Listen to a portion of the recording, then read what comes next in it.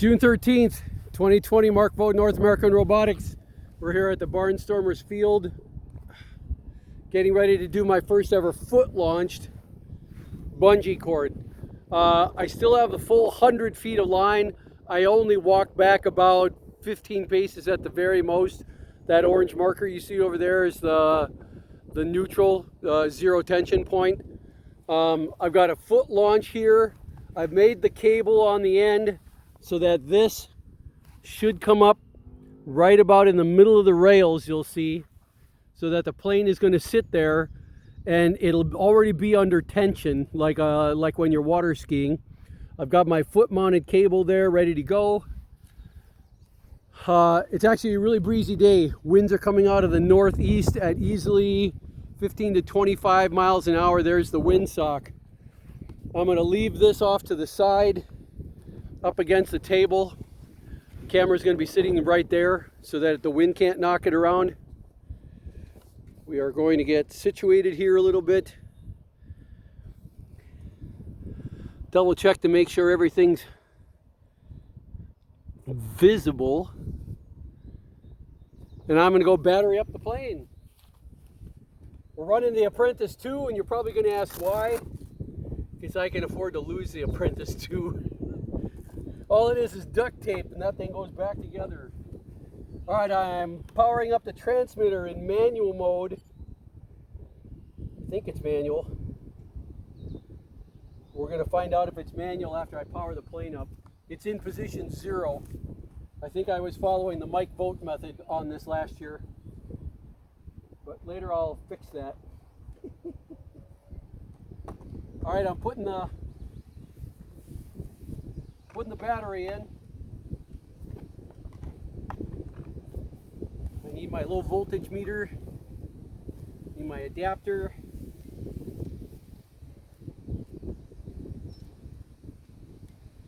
Started carrying those in the transmitter case now to make sure I don't lose them.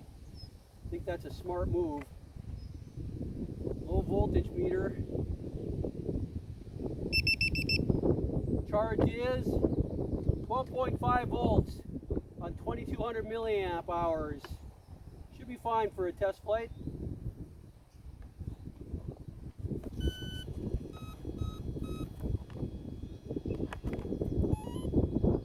Getting it on the ground so the APM can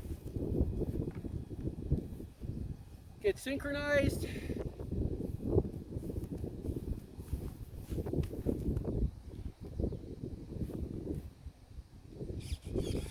Now it's in manual mode. The winds are going to be coming a little bit. It may get pushed off to the right. We'll have to see. I didn't quite get the anchor in the right direction. The winds are changing now, coming more out of camera left, more out of the north. Which is a bummer. That means I don't know if it's going to stay. I'm going to go make an adjustment. I'm going to pause the camera. I'm going to change the line so that it's more like this. Because now it looks like the line, the wind's coming out of that direction more. Pausing the camera. Okay, I set up a more of a 45-degree angle to agree with that windsock coming out straight out of the northeast. But now, let me go fix my transceiver, my transmitter. Now I'm going to set up on the ground and we're going to watch this. There. Okay.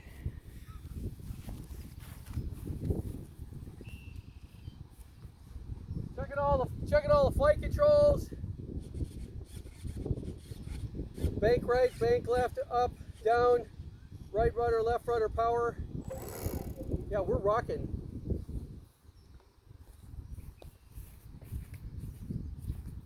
Setting up very gently here. The wind could knock it completely off these rails. That would suck. Hooking up.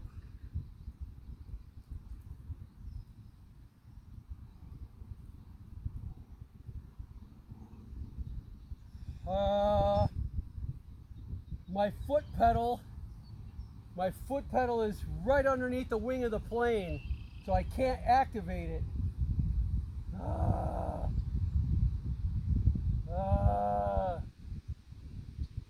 What to do?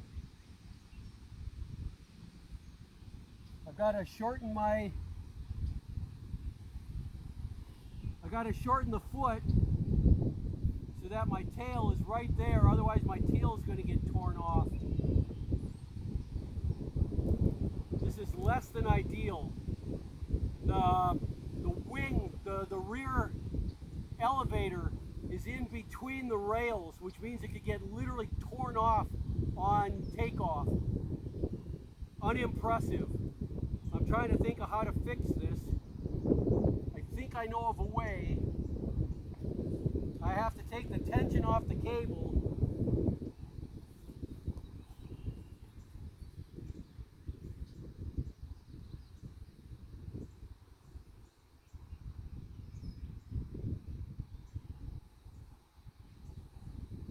I'm going to try to narrow the whole rail system by shifting it like a parallelogram like this. We're going to see if that works. Don't know. It seems to be, but we'll have to see if it can actually hold under these circumstances.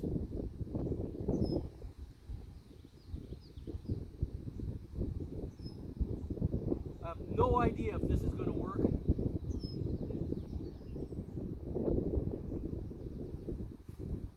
I'm going to test the plane on here.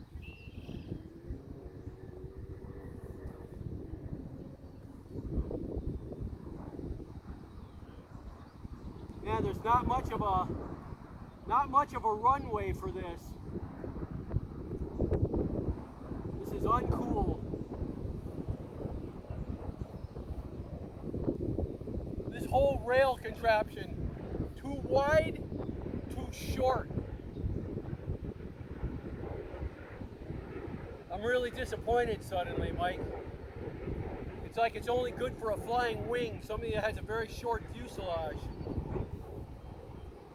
I'm going to go back to the original configuration.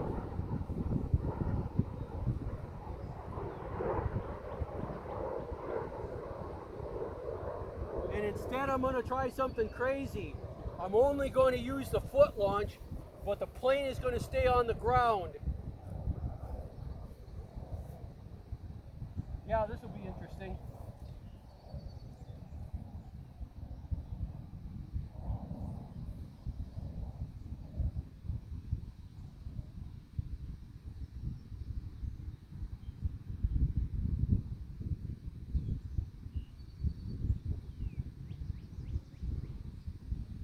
I'm making an adjustment here so the retaining line on the plane is much shorter to make sure that I'm ahead of the whole framework.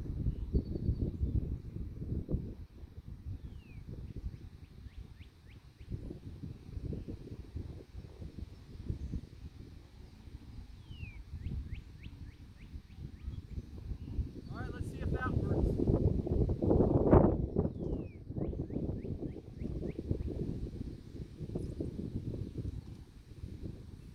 Huh.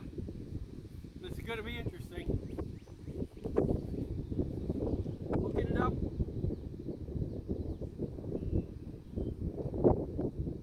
Still not short enough.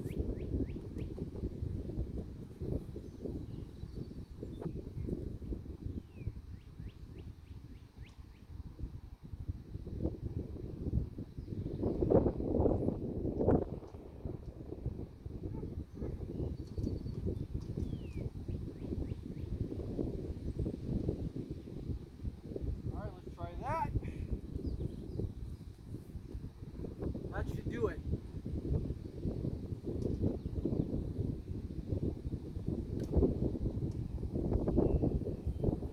Setting the plane up.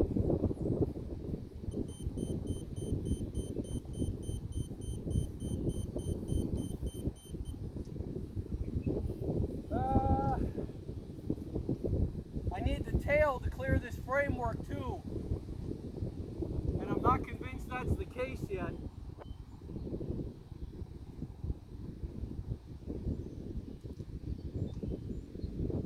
shorter yet.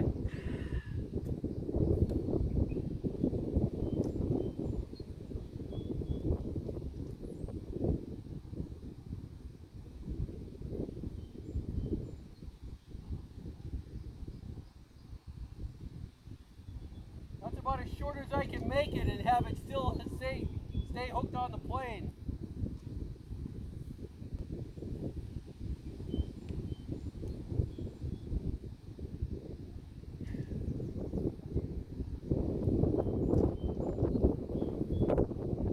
Hooking the plane up gingerly.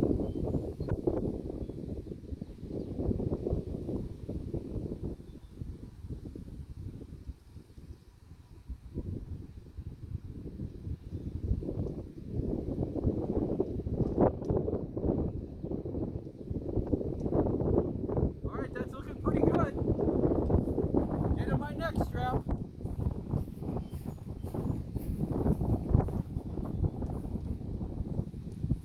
All right. The plane is facing into the wind, full battery, full transmitter battery. I'm hooked in. The foot pedal is completely clear of the airplane. The airplane is completely clear of the frame. It's just getting pulled along the ground, and we'll have to see what happens. Doing a quick control surface check. Up elevator, down elevator, bank right, bank left, left rudder, right rudder. Little blip of power, but I'm hitting the cable, so I cannot be under power when I take off. Checking to make sure the camera sees this. Yeah? A good 20-mile-an-hour wind. The windsock is completely horizontal right now. Easily a 20-mile-an-hour, maybe 25-mile-an-hour gust as we go off in 3, 2, 1. That was effortless. Powering up. And we... Oh no, I'm hooked up.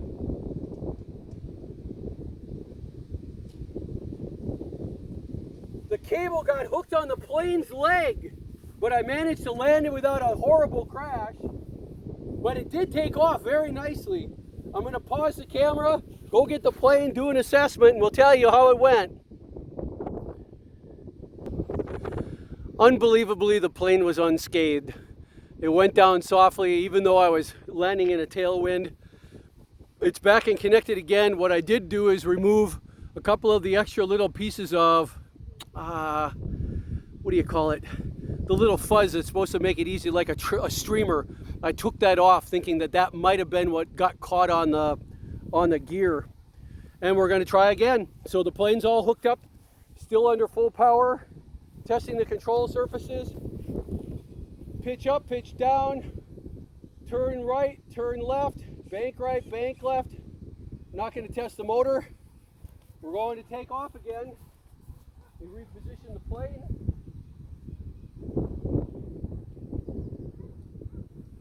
My whole empennage is getting really loose on this. Actually, it took off. It glided up quite nicely.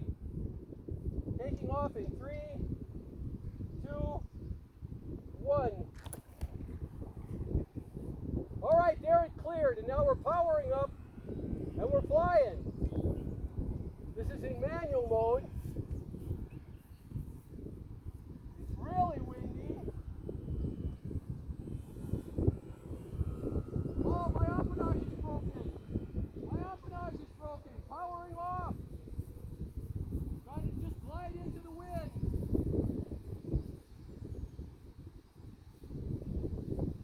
Holy buckets. My entire rudder, I saved the flight. When I was up in the air, my entire rudder in the back like this, when the wind hit it, I saw it go like this. It literally folded over so that I had no rudder. I had like a corner of a V-tail for a moment. It was just so lucky that I could turn it back into the wind. The rudder came up enough to give me some yaw control. I ended up landing over there. But what did we learn?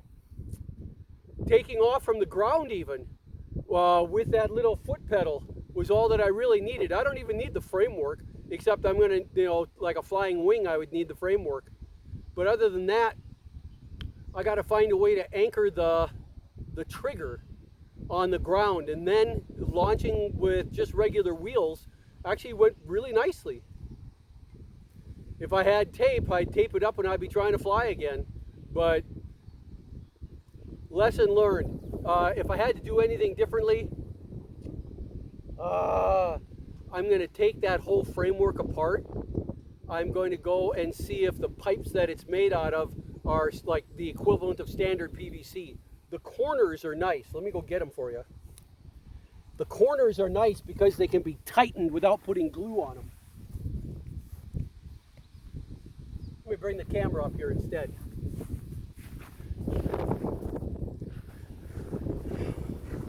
Those joints right there, those are actually really nice. So if I can find replacements in PVC for this and make it longer and make it narrower so that the tail fits in there. Pretty much the same angle, but I need it about twice as long. And I could see where you're going to end up with a T down there and a T down there, and you're going to end up being able to slide back and forth. So this angle is rigid, but it can translate back and forth on a pipe that's passed through a T joint, if that's possible. Don't even know if that's possible. I think I need to get a T joint and then maybe a piece of PVC tubing that's so small that the whole T joint can slide back and forth on it, on the front and on the back. Then I think we've got something that'll really work. All right, that's it. Time to pack it in for the, yeah. Let me go show you. I'm gonna pause and go up to the plane. All right, here I am coming up to my plane that I managed to land, emergency land into the wind, flawlessly I might add. But this is what happened. The wind blew on the rudder and it went like that the seam is broken. So the whole thing was just folding over on me, which means I didn't really have yaw control. And per usual, I got a little bit of tape to put on the cowl because there can't be a flight on these apprentices, but the cowl gets cracked. That's it, bye.